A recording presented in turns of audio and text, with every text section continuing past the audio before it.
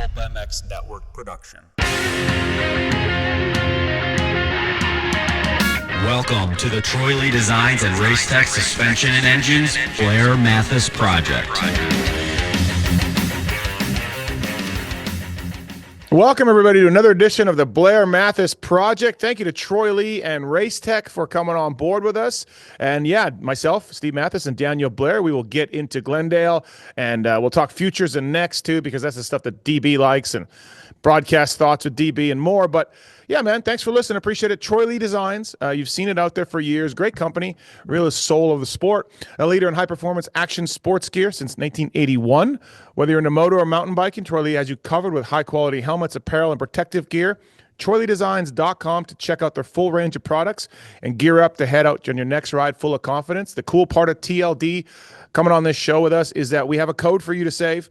Use the contact form on pulpmx.com. Send us an email. Tell us you want the code to save at Troy Lee Designs, and we will pass it on to you. So really easy to do.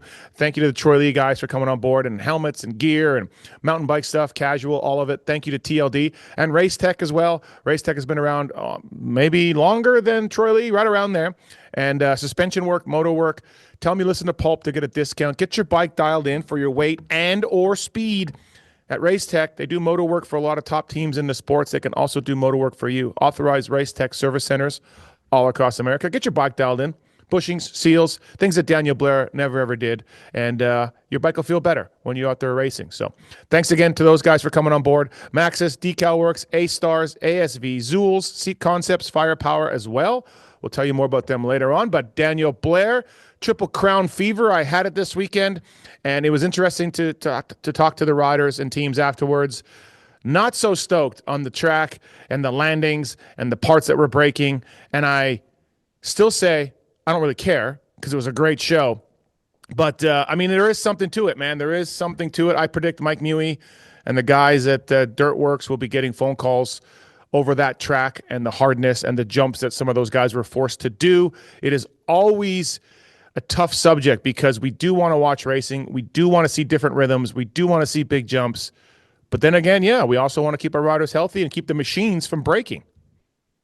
You said the word forced, which I think is funny because the riders chose to sky through the air 100 feet high and kaboom down every time.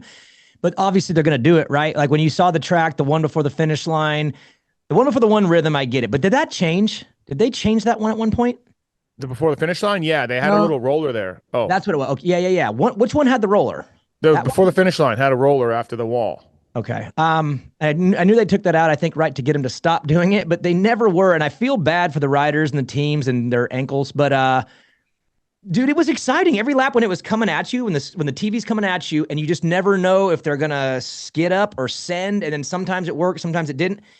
You're right. Like, it was entertaining. I liked watching. I thought it was one of the most fun tracks I've seen with the speed, the jumps, all that. But if you are a team and you have frames that you have to probably time throughout the year, you're probably putting a fresh one on now. Well, and Dylan Ferrandis was bent some axles, and Kenny was breaking bearing races, and I mean that's just a little much, you know. But Glendale did deliver its usual awesome track, and the Triple Crown delivered its usual awesome racing. Let me ask you this, Blair, and I was kind of going with this with Phil on Monday, and he wasn't having it.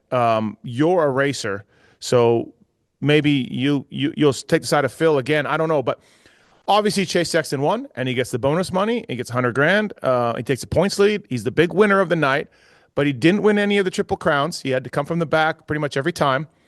If you had gone 1-1-4 for the overall or 1-4-1 or whatever, do you leave the Triple Crown with more confidence knowing that you're the guy that unless you didn't win one? And Phil said, no, bullshit. You're the overall winner. You're the man.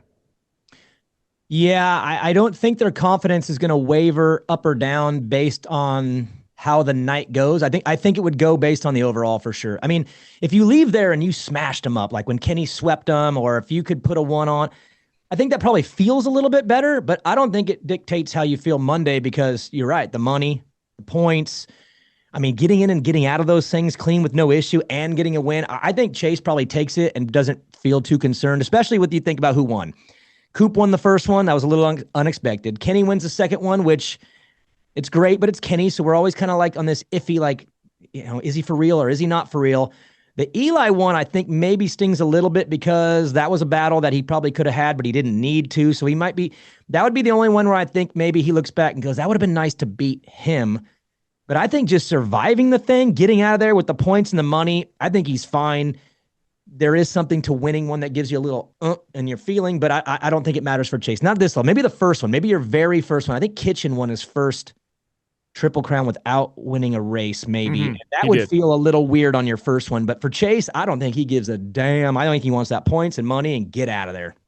Yeah, racers need to be delusional at times. And Yes. Chase said that, hey, I knew I had the overall, Eli can take it. And that is probably absolutely true. But on the other hand, in the mono-a-mono battle that these guys are always in, you would like to beat and hold off a charging Eli Tomac, but you couldn't do it. So, and that mono-a-mono, I mean, in that moment, they're probably seeing the Jett thing happen. There's probably a little confusion there, but now that it is kind of mono-a-mono, and Cooper Webb and Ken Roxon are probably like, excuse me, but this is 2022 Pro Motocross again, and it is mono-a-mono, and Chase just lost a one-on-one to Eli for the overall. He was aware, but I don't think you want to be giving up those in heats and mains or triple crowns because with Jett out now, I think it's going to matter more every single time you race Eli and Coop. So maybe if Jett's still in there, it's different, but with them now being the two favorites, I believe, maybe that moto did matter more than you think.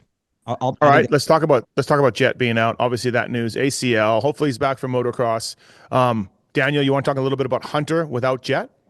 Yeah, I wanted to talk about Hunter because, okay, the Lawrences are a package deal, right? They move together. They travel together. They look like two. I mean, they're a package deal. But Jett has always been Jett, and Hunter's always been Hunter. But whenever Jett's not there, Hunter has elevated. Like if you think back to the 250 year when Jett moved up. It was Hunter's year to shine. No Jett in the class. It's my turn. It's all about me on this bike. And he won both titles, indoor and outdoor. Then you fast forward to last summer and Jett goes out and now the pressure's on Hunter to kind of carry the weight for the family and for Honda and all Red Bull, the whole machine. And he didn't win it, but he was awesome. I mean, maybe the best I've ever seen him was last summer, I think. So I just think that with Jett going out now, it's an opportunity for Hunter to do it again, elevate and kind of take his place as the Lawrence. But it also does put a little bit of pressure on him in a situation that's not as forgiving because in 250s, he was expected to win. That last summer, within a moto or two, I think we got the hint that he was good, but this hasn't looked as good. So he's got a little bit of pressure to carry the weight for the family, but he's also been good in this. So I wouldn't say excited for him. I'm just more intrigued on what he does now as things start to come around because it looks like it. Yeah, it's been an okay start for Hunter. Anaheim 1 was a disaster, and after that, it's been okay.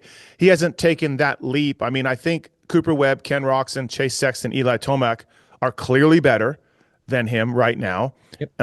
It will be interesting to see if he can get up there and maybe ride a little bit more free or a little bit more unburdened. I'm not sure. I think he's just been okay start for him for sure. From here, Daniel, who do you like in this thing going forward? Like we got those four. They've all got, to me, like none of these guys can start except for Kenny. Like they're all over the place with starts, right? And then Coop is probably the slowest of the four for raw speed. And then you have Sexton, who can't start, and he's probably tied with Eli for raw speed. Coop's got the most race savvy. Kenny's got maybe the least fitness, although he's been better and really good. It's just traditionally late in races, late in the season. Kenny has the worst fitness. Like I could make cases because when you think about a stamina, speed, skill, savvy, the four S's, and Steve, fifth S. But those are all things that you need. And if you look at those four riders, they're all over the place in my eyes and ranking of those things. I mean, who are we going to offend this week? Because I think we pissed Cooper off. Well, I did. Nice work on the clip on Insta too. Who did that? Did Kellen do that? Yeah, that's Kellen Brower, our producer. That's absolutely him. Yeah. Kellen, how's it going, man? Nice to put that right up front and center. Make Cooper real happy with his boy DB over here. Thanks, Kellen. You're welcome, buddy.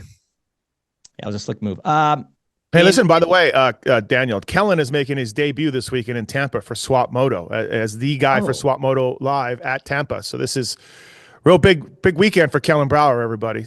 Buckle up. I mean, he's getting paychecks from everyone and everything. And this weekend it's swap for him. So I'm looking forward to seeing how he does. Do I need to wear skinny jeans like good Anton? To debut. Hey, it's good to debut in the East, right, Kellen? Just let's fly this guy across the country and start there. Yep. There we go. Now we're good. Make sure you wear skinny jeans and also show a lot of emotion, like our buddy Anton. Be very emotional. Scarves too? Yeah, scarves, all of it. Yeah. Okay. Great. And Hawaiian pizza. It was a barbecue chicken, and that tragedy will never be forgotten. That's really bad. Before we get into the 4, can I just ask you an honest question?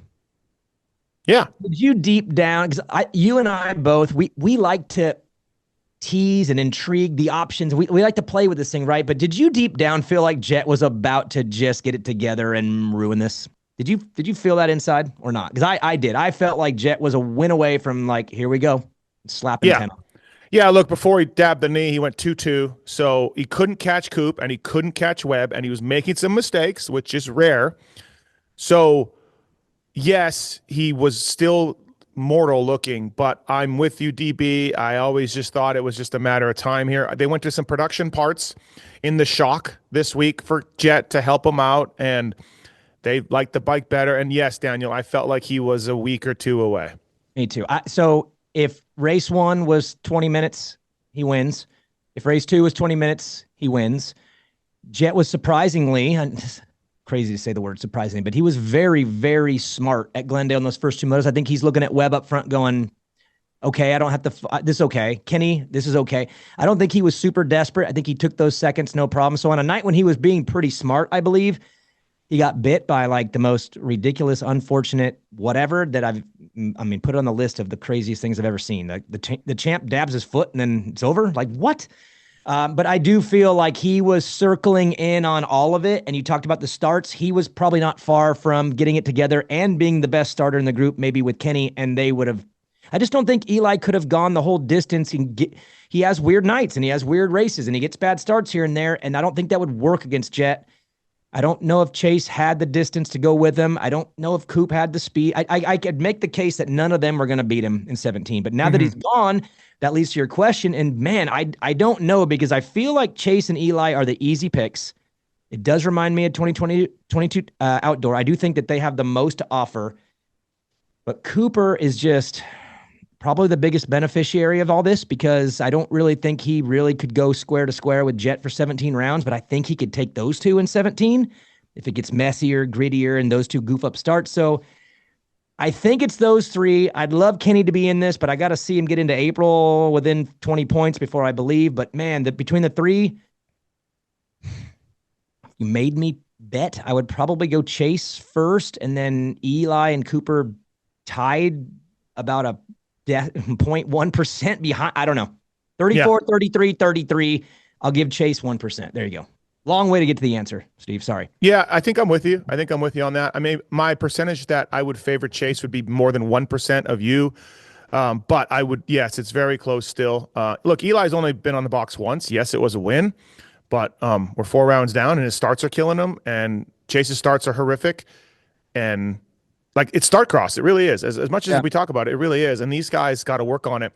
And I thought Cooper Webb on Monday night on Pulp Show had a great answer when Phil was like, what the fuck? You can't do 1st and 15th and 2 starts. Like, what's the difference? And Coop just broke it down into, just exactly how it's so precise. And if you make one small mistake, one small late reaction, you're buried. And so I thought Coop broke that down really well on how tough it is to be consistent on starts all the time. And Kenny, I would say, is the most consistent, but yeah, he's got probably, and then Coop. Which is good actually for the championship. I mean, if you want to write this thing perfectly, you put Kenny and Coop as the better starters, and you give Chase and Eli a little more speed, and we got a mess. I mean, that's what we want, right? That sounds perfect to me. Yeah, absolutely. By the way, thank you to the folks at Maxxis Tires for coming on board. Maxxis.com. Great mountain bike tires, we know. And Fast Freddie Norn, who dislocated his shoulder, by the way, in the LCQ. Heal up, Freddie. I think he's going to miss 1 round. Fast Freddie Noren using Maxxis tires. Kay Clayson as well. Hunter Yoder, Maxxis tires, and developed by some guy named McGrath. Not a bad dude to help develop your tire. They've got soft intermediate to hard terrain tires, so check them out, Maxxis. And firepowerparts.com. Check them out, firepowerparts.com. Loading ramps and tie downs, and of course chains that a lot of privateers use. Batteries as well. People love the featherweight lithium batteries they got. And Daniel Blair knows a thing or two about the loading ramps because he cost me. I had to replace a loading ramp, a Firepower one, to a certain gentleman who lives in Piedmont. Mm-hmm. I have a couple ramps now. Actually, I have mine. I have his, and it's a collection over here, Steve. So look out at the local track in South Carolina. I steal ramps. And also TLD Race Tech, if you want a code to save at Troy Lee Designs, always cool stuff, cool company. Troy Lee Designs Ducati has been at the races as well. Email us using the contact form on Pulp. We'll get you a code to save at Troy Lee. And Race Tech, racetech.com as well, and get your suspension work done. Thank you to Race Tech, privateer proven. And speaking of Troy Lee Designs, Justin Barcia, DB, look, it is Starcross. We know that, and it's really important. Justin was on the Pulp Show talking about how he can't get a start. Him and Malcolm Stewart are definitely off to... AP's different. AP's had some bike issues and crashes, but Malcolm Stewart and Barcia are sort of like, to start the year. Well, in the third Triple Crown, he got a start. I don't think he has anything for those four guys, but he ran, just behind the Hunter Lawrence group there. Kenny got him late, but at least there's something there. Like if you're Gas and Barcia, you're like, okay, look, there it is. I can do this if I get the start. And so there's something there for Barcia, but really quiet season to start for Justin. Yeah, I expected it to be better too. I saw that whole group in December, and they were on rails, and they've all kind of had a weird little start to the season. But you're right, it's been starts. When you're not up front, the whole thing is different. You're back in this fight, and you're in the chaos, and you don't really know. You're not ever really alone. And it seemed like he finally got to be a little bit free and up in that lead group and run that lead pace. And it's better, but I don't know if you watched the broadcast back. It didn't look great still to me. He doesn't look in sync. He doesn't look comfortable. It looks a little edgy. And when he's all the way aggressive, like really pushing, and he really likes his bike, it's physically evident. So, if I'm him, I'm taking it. I'm stoked, but at the same time, I don't feel like we're in the clear because it didn't look great while he was doing it. It looks like they still have some work to do. Yeah, I'd agree. Hey, Christian Craig is a week or two away from making his debut in the 450s for Star, his re-debut. He was hoping to come back for Tampa, but as he tweeted out, he's not. Where do you see him fitting in? He's Christian Craig. He's so talented, but you're coming back from injury, 450, the class is full. 10? I would say 8 as a good and 14 as a bad. 8 to 14? Yeah, I'd say you're probably right. That's a wide range there. I don't like the 14 part, but I have to be honest. It's tough right now, and there's guys that are maybe not as good as him that are on. He's not beating Justin Hill, and there's a few more of them. There's a few more like that. So 8 would be awesome, but I think probably more in the 12 to 14. So I'll give myself a big fat range there. Well, he's beating Justin Hill at 2 of the 4 rounds this year, and then 2 of the 4 rounds he's not coming close to Justin Hill because he's Justin Hill, and he's a mystery wrapped in a riddle. But Justin Hill, when he's feeling good, no, he is not beating Justin Hill when Justin Hill feels good. All of it. Moving. Right? Yeah, he's just, it's amazing. There will be books and podcasts and volumes of books written about Justin Hill and his career when he's all done. Futures or next or whatever the hell they're calling it. I heard, Daniel, they're not keeping track of points for these kids. There's just one race at the end that's a title. I know we live in the world of everybody gets trophies now, but we're not keeping track of points. We don't do that. Okay, so let me give you some insight on a few months ago. So I was under the belief that they were going to combine them all into one championship. I know that's been talked about. If you look at the schedule, you have 5 futures, you have 3 combines, you have 2 SMX, because I don't know if you knew this, Steve, but the Super Minis and 65s, I don't think are coming back. And I think the All-Star 250s are getting 2 of them. Because you know how the 250s were always at the last one with the 50s, but they couldn't go on TV because the 50s are on TV, so they got to go earn during the day. That seems like a really bad last round for them to be during the day and a highlight on TV, you know what I mean? So I think they're giving them the other 2. But with that idea, that 10-race schedule right there, I think the idea was to put it all into one championship. I could tell you right now, I even had one of my riders' contract written and negotiated that way around winning that thing. And then now I don't know if it's existing or not. So maybe they're just 1 year away from doing that. Maybe this is just kind of the softening everyone up for the idea that we are going to have one SMX Next title, which, or maybe they can do it. I don't know. I'm not obviously talking to them through the KTM or the Feld side. I don't really know what's happening, but I like the idea of it being a title. I really hope they get there.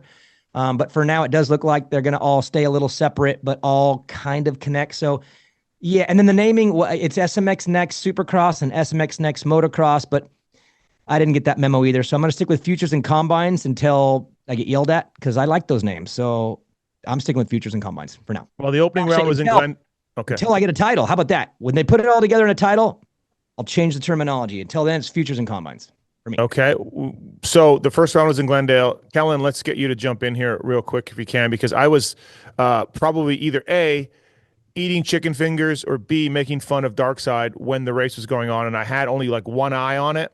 A lot of crashes. We had a red flag also. But Kellen, anything from the SMX Futures Next thing stand out to you? Like any rider or any moment or anything? Like I think Landon Gibson won and he was kind of the favorite going in. Okay.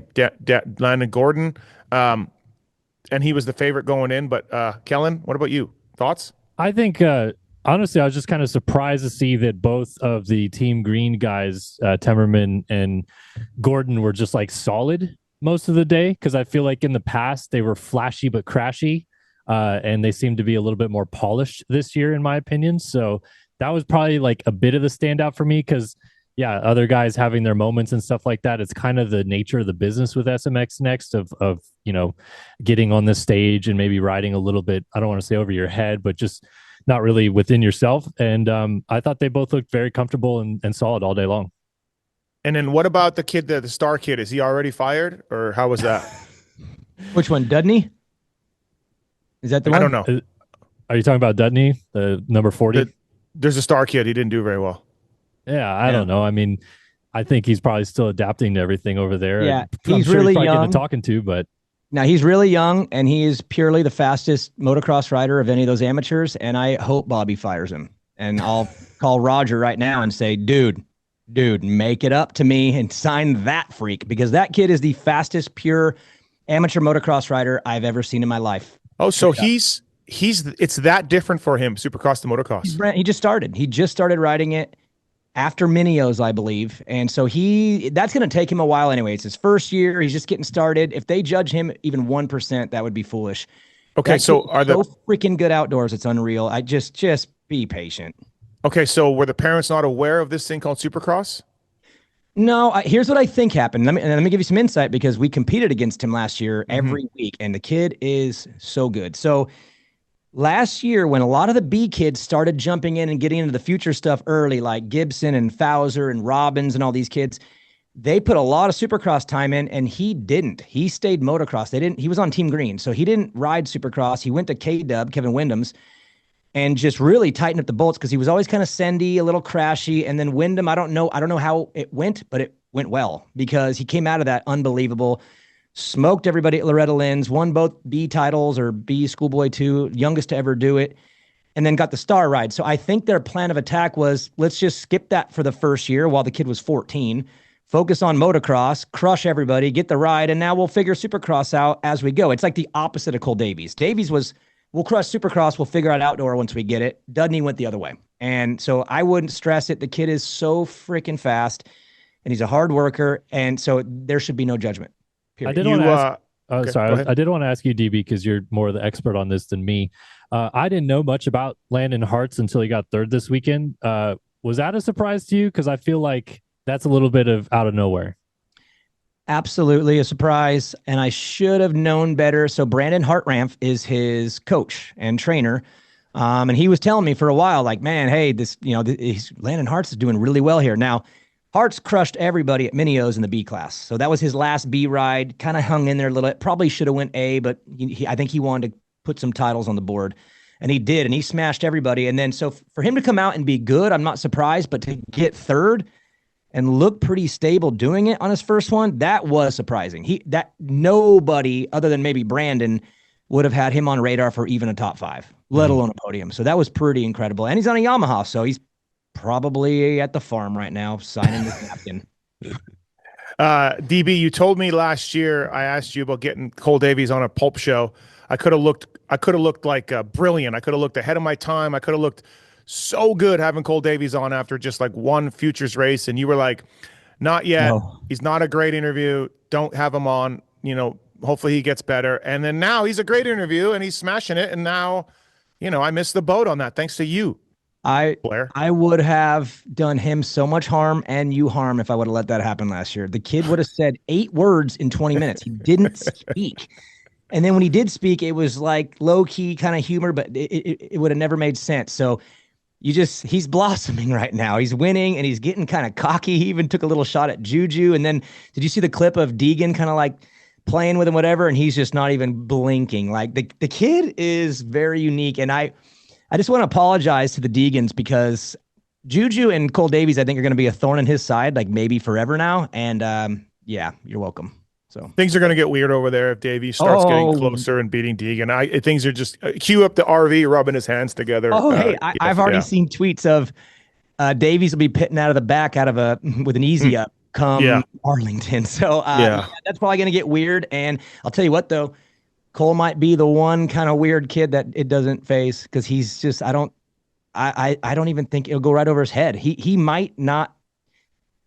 I mean, he might be able to take the Deegan stuff better than anyone. I don't know. We'll see. It's going to happen probably. But you also want to touch on Will Hahn real quickly, working with some of these kids? Yeah. Well, I mean, okay. So last year, Cole Davies goes with Will Hahn. Great offseason, comes out and wins 2 races, changed his life. Well, here comes Landon Gordon. Landon Gordon's working with Will Hahn, and Landon Gordon wins the race. And it's like, I feel like that needs to just be recognized. When someone does something rad and it's a pattern, it's not just a moment. Should be recognized. And Will is a good coach. I've always thought his way of communicating was good. When in 2009, when I rode for Geico, I lived at their house. I rode with Will every day. He was awesome to ride with and train with. And that was when he was just young Will, like before he'd even won anything. But now in his grown-up years, I think he's a great coach. And I just think it should be recognized. Did it again. Not familiar with them, but I am familiar with Seat Concepts. They've been saving assets since 2009. Factory Beta, Phoenix Racing, M Pro, Yamaha, SL Honda, with the Parker Ross kit and Billy Lano. Several teams using Seat Concepts out there. Ride the world with them. Pulp 25 to save 15% off your next purchase, whether it's dual sport stuff, whether it's moto stuff, whether it's vintage stuff. Seatconcepts.com. Handcrafted seat shapes are made in the USA, and they put your ass in a better place. And thank you to Zools as well. ZoolsBagCo.com. Pulp 25 to save on a bags, whether it's roller bags, backpacks, carry-on bags, whatever it is. Zools is proud to be partnered with Ford Performance and guys like Zacho and Trey Kennard and Kerry Hart, Pastrana. They all choose Zools for their travel and equipment organization needs. High-quality luggage, real-world functionality are just a couple of reasons why Zools also works with the Triumph guys. So thanks to Zools. Use the code PULP25. Use the code PULP25 to save at Seat Concepts as well. Thanks to those two companies for coming on board with us. We are going to do a 250 East preview. We are also going to look back at our fantasy results, which had a huge swing, unfortunately for me, this past weekend, and I may go on a Race Tech rant about that. And again, use the contact form of PulpMX if you want to save with Troy Lee. We'll send you a code. Daniel, before we get into the East a little bit, just an appreciation for Jordon Smith, really. I don't know if I had him contending for this title. He'll be there. He'll get podiums, all of that. But just, does he have the speed of Deegs? No. Does he have the speed of Juju? No. This is after Anaheim won. And does he make mistakes? Yes. I don't even count the whoop crash at A2 as a mistake. It was the last lap. He was going for it. And then he wins Triumph's first race, and he wins his first race of the year. He jumps Deegs in points. He's only 2 back of Julian. And just an appreciation, man. He's a good dude. He's a professional on and off the track. Congrats to Triumph. Congrats to FXR as well. That's their first win as a gear company, and a real cool story. And congrats to you for having him on and having a great interview.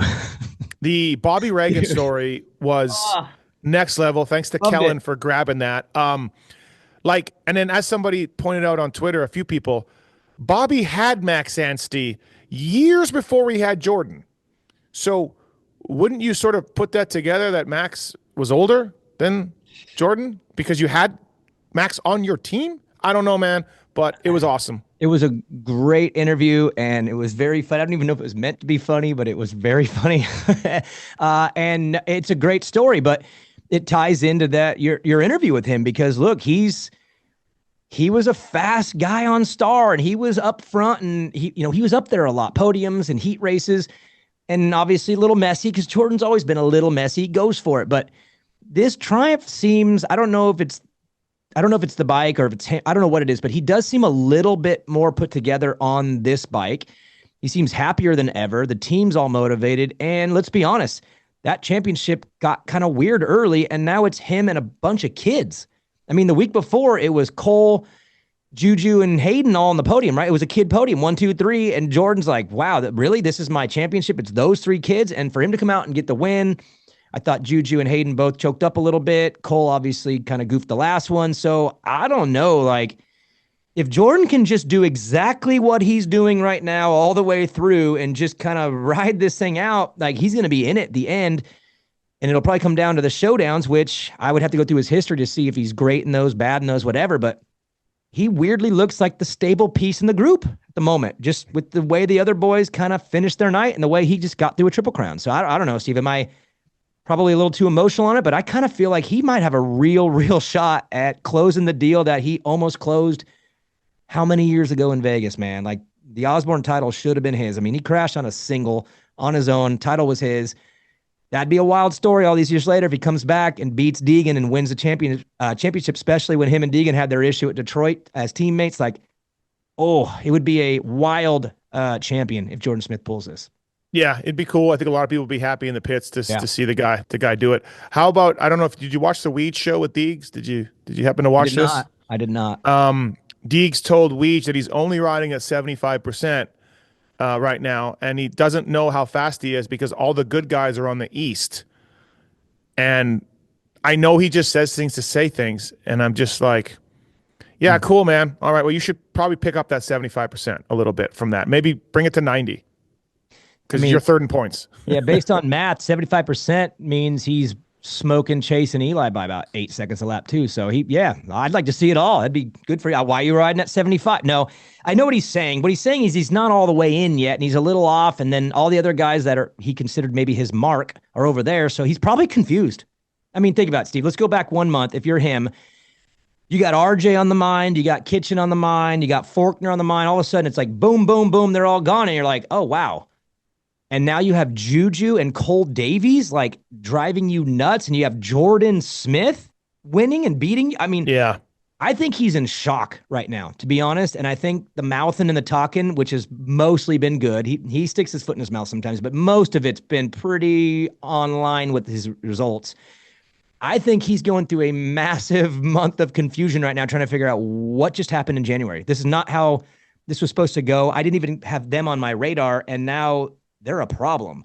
So I think a lot of the talking is confusion, even with him trying to figure out what the hell's going on here. I really do. Does the 2 weeks off help anybody or hurt anybody? Him. Like, if it does, which helps him? Yeah. Yeah, because it gives him a chance to like reflect for a second and then maybe come back and be different. But I actually think it kind of helps them all. I actually, you know what? It doesn't help or hurt anybody. I think it's fine. If it was longer, I think it could help or hurt. But right now, you know what? They'll take a breath, and then those 4 will come back and probably be pretty good at Arlington. So, but yeah, be interesting to see. Dude. I mean, what do you think? Like, he didn't have them on his radar coming. He probably didn't even think that they were even in consideration, and now he's probably looking at them different. Should be. You look at qualifying, you look at the starts, you look at one lap speed. Juju has been faster. He goes faster around the track than Hayden. And then after that, I mean, he couldn't catch Cole Davies. That was a little startling to me. He couldn't catch the kid that had been racing his 4th career Supercross. So, yeah, I mean, we'll see, I guess. He has to figure some things out. I mean, if he gets the start and he takes off, as I've been saying, and the two Jasons push back a little bit, he still might make a mistake even if he's leading. Like, I know we're all like, hey, if he just gets in front, it's gone. And I would say most times, yes, you're right, but the mistakes are going to catch up to him, and he seems to make them in Supercross. So in Supercross, yes, yeah, we will see from there. Well, in motocross too, but he can just kind of he can make up for it, but he's not making up for it here. And I will tell you right now, Lit Pro put up a pretty cool video of him and Cole Davies side by side, and it is like to the 10th, and it's kind of a weird visual, to be honest, because Hayden looks rad. Like, if you just watch him alone, you're like, that's Hayden. But then when you watch them together side by side, I'll just say it. I mean, Cole right now, I can't believe it, is a better Supercross rider. Just go watch the video. He's got better technique. He's better at it. Does it mean he's faster and he's stronger? No, but purely in riding it, Cole's better than him.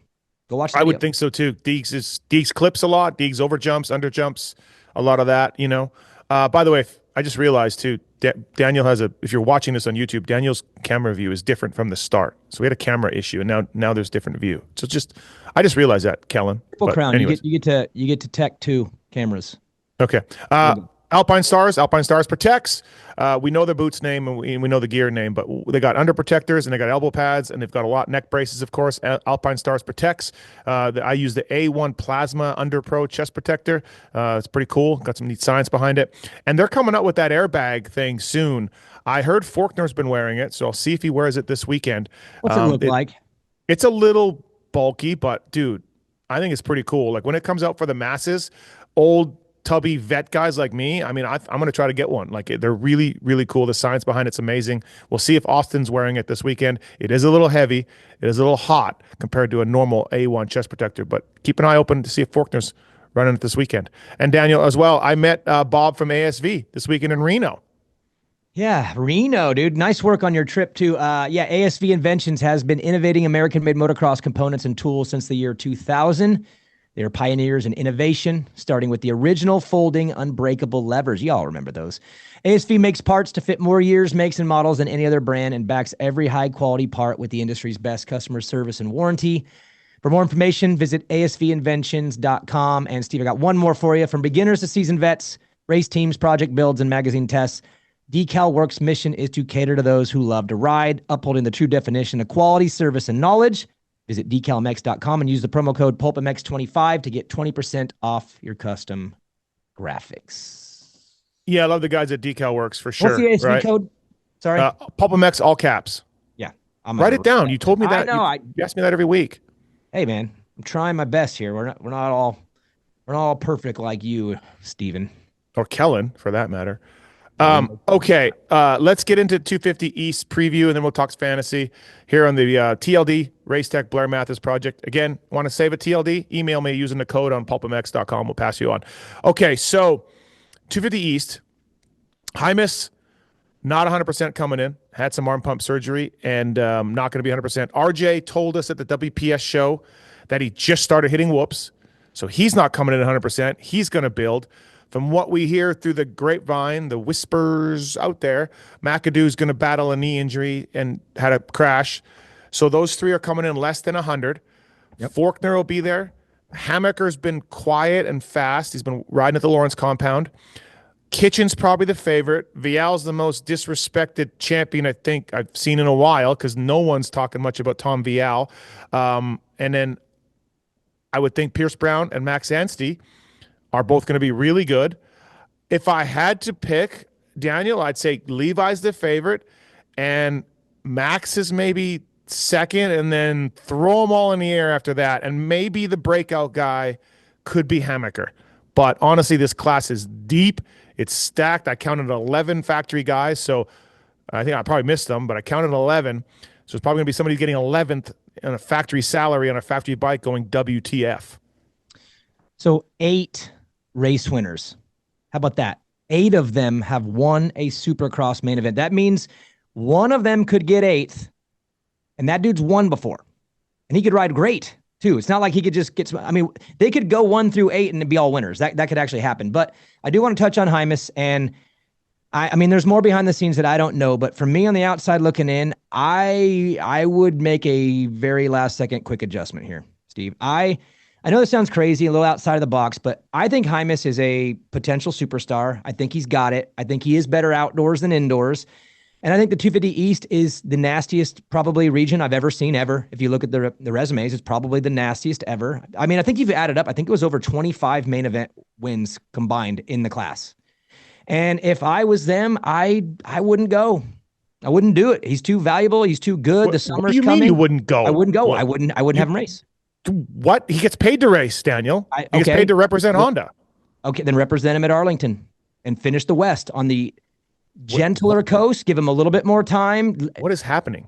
Here's what's happening.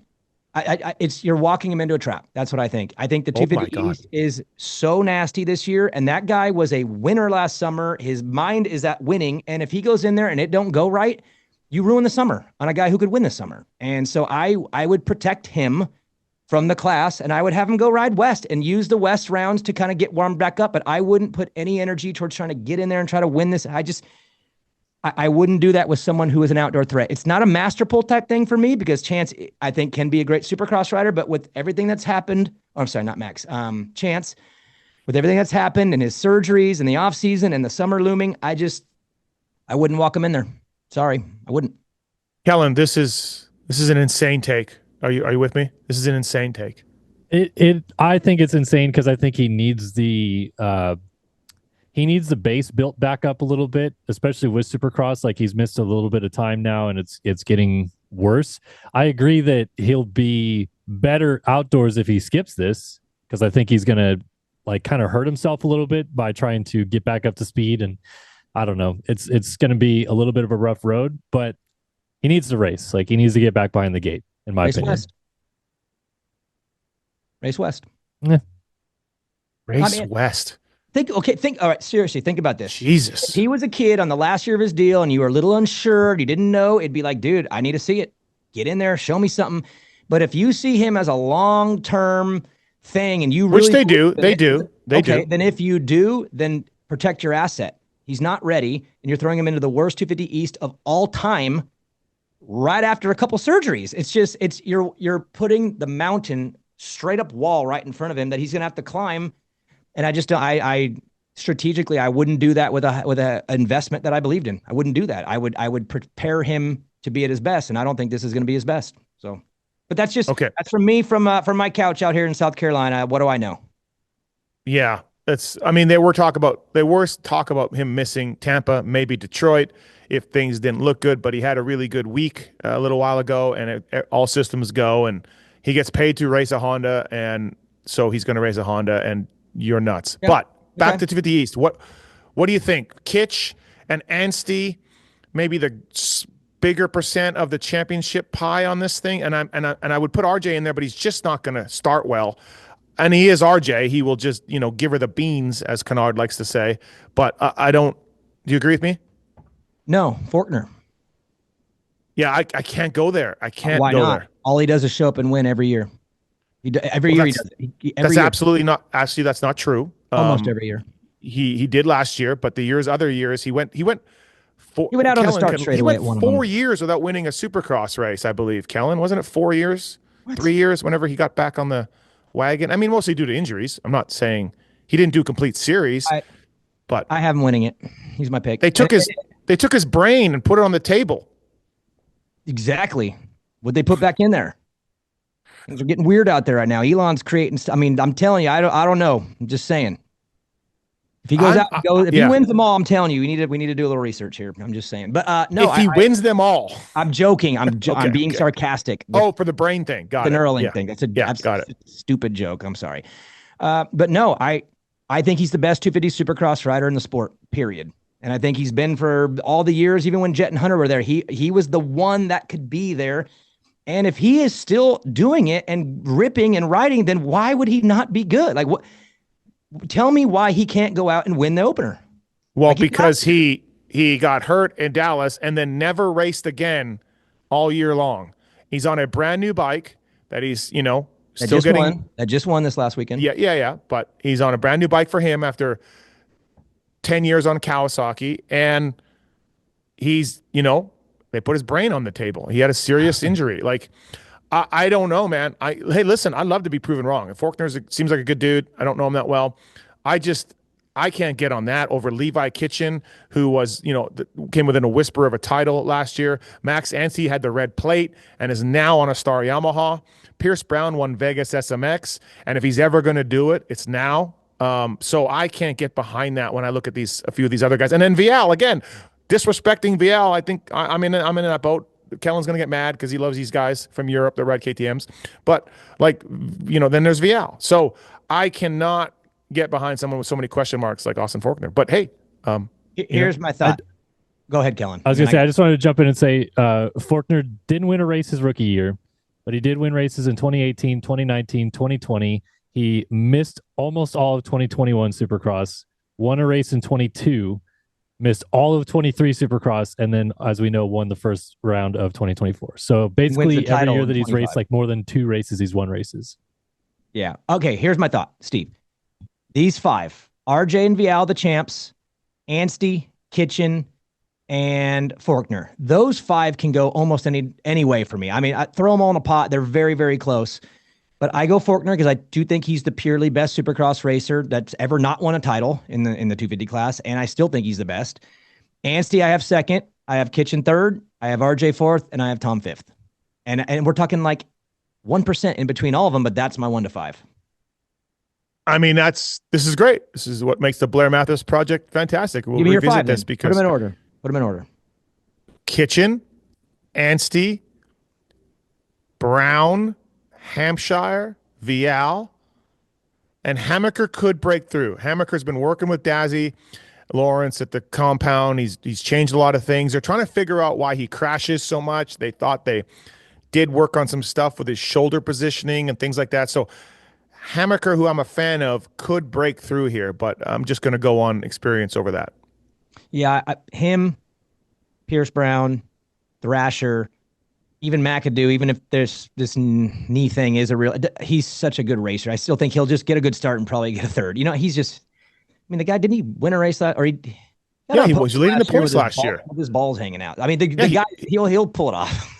Yeah, he had the red plate before he got hurt. So like, it's the nastiest East of all time. And here's what I'll say: if we at the end of this season, if Faulkner doesn't finish the season and Hymas wins the title, Steve, dude, I don't know.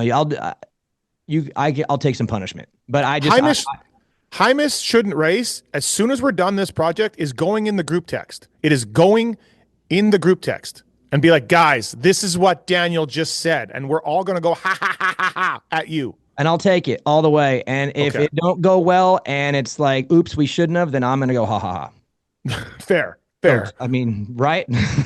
Fair.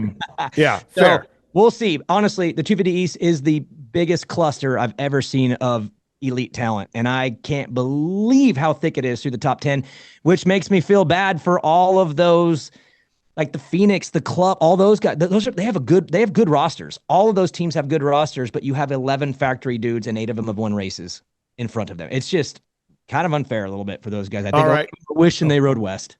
Sorry, forgot. Interrupt you. TLD, Race Tech, Maxis, Decal Works, A-Star, ASV, Zools, Firepower, Seat Concepts. Kellen, we need 2 things from you before we get into the fantasy results here on the Blair Matthes project. Give us a Max Volan update, because that's your guy with the handbrake, and then give us your thoughts on East and Daniel's insane ranking of these riders. My Max Voland update is things have been going pretty well. And I just texted him. He said he's going to absolutely throw down on press days. So we're back to feeling froggy. I don't know how the results will go. I think it's going to take a little bit of building back for him, but I think he's going to kind of impress in how comfortable he is on that bike. For 250 East, we talked about it on the LVK show. I feel like that this could go, like we could have like 7 different winners this year and no one's really going to like run away with it. So I have a tough time picking a favorite. On the show though, I basically said that I feel like you said, Steve, Vial's been a little disrespected and not being talked about much and not really being looked at much. I mean, he keeps building at Supercross. He keeps getting better. I feel like he was better by the end of last year than he was at the beginning and then won the title. So factor all that in. Now he's got a number 1 plate and he knows how to win these championships, whereas most of these other guys he's racing against do not. I think it's tough to bet against that. Like he's got a championship established resume and knows how to go toe to toe with any of them. So for me, I would put Vial as the favorite still, but it's tough to bet against pretty much any of those other guys, 6 or 7 behind him. How could you put him as the favorite? That's insane. I agree on the disrespect, but Kitchen came within a whisper of winning last year. The Kitchen is just better at Supercross than Tom Vial. Max Anstie is just better at Supercross than Tom Vial. Like just straight up. RJ, better. Now, but he's not coming 100%. But okay. I feel like yeah. I don't know. He's okay. Got Hey, the this number is one what plate makes for it a good. reason. This is He what knows makes how to it win these good. championships. Yeah, he's definitely going to be consistent. He knows how to win championships either in motocross or, over there or here. So he'll be good and consistent. But if you just, the only way he's going to, he is not. This could come back to bite me. He is not going to grab the whole shot and sprint away with a race win. There's just no way. There's no way. I There's want him to faster win guys. so bad. I want him to win Tampa. Yeah. No, listen, it's not the first time I've looked like an idiot, but he doesn't have the raw speed the other class does that I can see from last year or the year before. But we'll see. Yeah. Here's my kitchen issue. I really only have one with him. You should go check it out right now. I mean, is there a problem with the plumbing, or is the refrigerators, or what's the problem with the kitchen? How dialed is the bike? His bike Bike's was great dialed last year. Okay, listen. Last year was the final product of a model. They got it right. This is a new bike, and from what I've heard, it's gone okay, but it's been a little bit of a challenge, and that means it's probably not as good as last year's. Stars are the same. KTM's everything else is the same. Everyone else is the same, but that team started over, and so that plays a role because you might practice all you want and feel good all you want, but when you go to the races, you learn things about your bike, and you have to go through that little period. So if he comes right out and wins like the first two, then oh wow, then maybe he's just a straight up pure superstar and he's going to kill these guys. But I could see the first two rounds being a little weird, trying to race that bike and learn how it races. And the only data you have is a little bit of Marchbanks, half a night of Master Pole, one night of Drew. Like they don't have race data. And so when you're going up against all these other champions and Max Anstey, who to me is like Christian Craig 2.0, it's like the same freaking story. And then Faulkner being the best Supercross 250 rider, I think that exists in the moment. I don't think it's going to be very easy for him. He drew a bad hand too. In fact, he's probably looking back and going, man, Deegs wasn't as good as I thought. I wish I would have been able to pull Anaheim.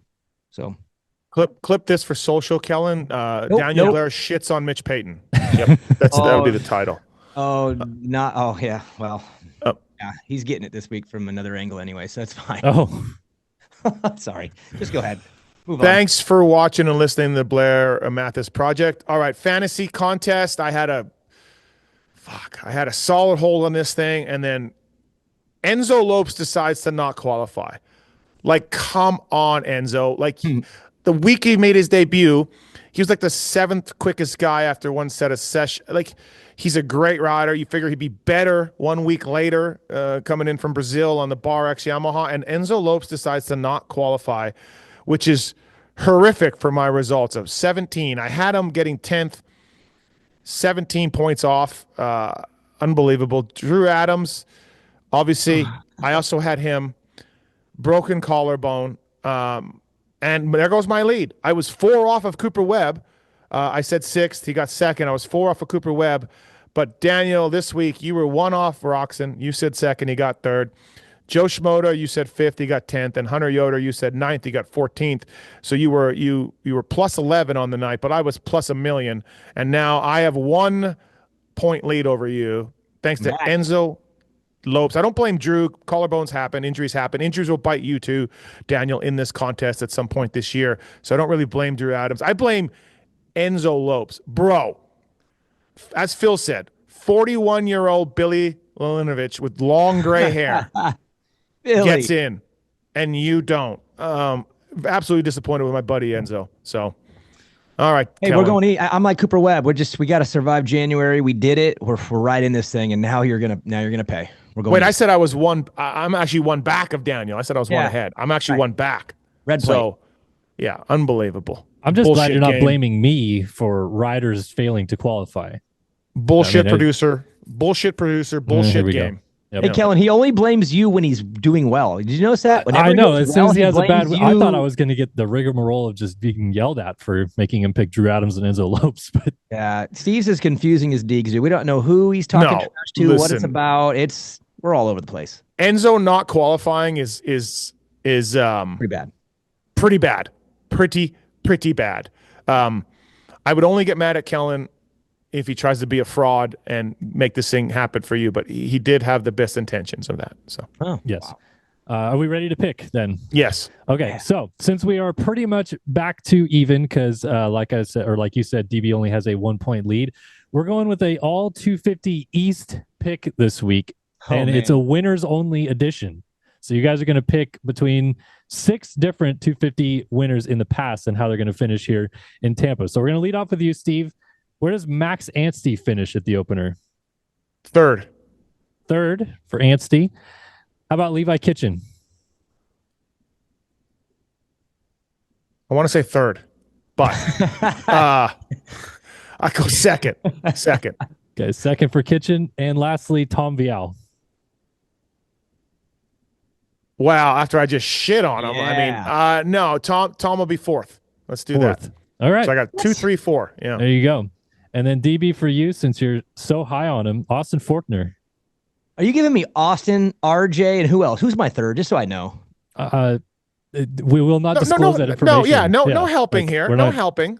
So you give me the guy that had brain surgery. You give me the guy who just started hitting whoops. Well, who's you the third are the one? leader of the point series now. So as I told Steve, as soon as you're in the lead, you got the target on your back. You gave him like the best 2, 3, 4 you could ever imagine, which is BS. But Forkner won. There you go. First. I'll put it out on the table. Boom. First all right. Forkner. Your second pick is Seth Hamaker. Oh, man. See, that one to me can go boom or bust bad. God dang it. Sixth. 6 for Hamaker. And then, as you guessed, the last one is the other champ, RJ. Fourth. All right. Simple enough. So you guys both have the reigning champs as finishing off the podium here. Yeah. Yeah. Yeah. The East is nasty. Look at it. Yeah, this is going to be great. This is really going to be great to watch. You know what I feel bad for? I feel bad for Dax Bennett. They should have had him on the West instead of Mosman. Yeah, from what I understand, Mosman wasn't even really ready to go West. He had a finger injury or something. Who knows the decision making there? But this would want to be those ones where I'm like, man, I would have liked to see him with Juju and Cole and Hayden. That he should have been part of that youth brigade over there, and now he's in the snake pit. And he may be the Romano LeBlanc next guy, clipped from these guys. Nope. Can I throw you guys a curveball a little bit, and I'll have you both pick someone, but we won't count it towards the game. But I need you guys to tell me where Nate Thrasher is going to finish this weekend. First or eighth? He was one. Yeah, I agree. First or eighth. He was one Tampa 2 years ago. So, yep, first or eighth. I'm with you, Steve. Yeah. He can be. It's Nate Thrasher's career, like Justin Hill, will be debated and talked about for decades. Yeah. So, all right. Well, good job this week, DB. I feel like my picks are looser for sure. He gave me the riskier ones. I get it though, Kellen. You're doing a great job. You're right. So just to recap for the audience here, I was 6 minutes late, and Daniel's camera wonked out twice. So this is what Kellen's got to work with, everybody. So, yeah. He gets Lewis, everything's perfect, and then he ends up with a bunch of amateurs on the next day. Kellen, I don't know what's going on with the LVK show. I encourage people to listen to it. I don't know what's happening, but there is YouTube comments all over the map. I hate Kellen. I hate Lewis. Lewis needs to go home. Kellen's an idiot. And then I love Kellen. And I love the comments are all over. It is truly LVK. Like there's something going on that show, Kellen, right now. You know, Steve, you could listen to the show just once, and then you could find out exactly. Oh, okay. No, I've listened. Of course, I've listened. I haven't heard you say any feedback about the show in like 6 months. So yeah, fair. Yeah, it's been a while, but I have listened. You said you could listen, and that is not true. I've listened to 2 or 3 episodes. Well, you're complaining, or you're not complaining, but you're saying the YouTube comments are getting wild now. So you could listen to a recent show and see what they're complaining about. I need to. I told you guys that in a group text because the comments. I mean, I know we're in a divided society today, but there's no more indication of that than the comments in the LVK YouTube comment section, because some people really hate Kellen and really hate Lewis, and vice versa. So we're just bringing the heat, man. We're bringing the heat to pull. I guess you are. All right, man. Well, hey, thanks for watching and listening, everybody, for another episode of the Daniel Blair Matthes Project. TLD and Race Tech, really thank those guys for the support. And yeah, DB, anything else? No, Tampa. Let's go east. Let's keep the party rolling. It's been one of the weirder starts to a season. I feel like the whole decade's been that way, but I'm the freaking biggest fan in the world right now. Sit on my couch all day Saturday, race day live broadcast. I'm I'm so into it, bro. Let's go east. Oh, wait. Damn it. Your broadcast thoughts. We Oh. got to wrap it up, but just quickly. Yeah. This was a really good point you made. Okay, and I'm just going to throw this out with a big old fat disclaimer. So I don't want to hurt feelings, and I like everybody over there, but I don't. You like everybody. I like almost everybody over there. Thank you. The ones that are making these calls, I do. This is just maybe a personal thing. Maybe I'm on a lonely island here, but I don't like interviews being played during the middle of a race.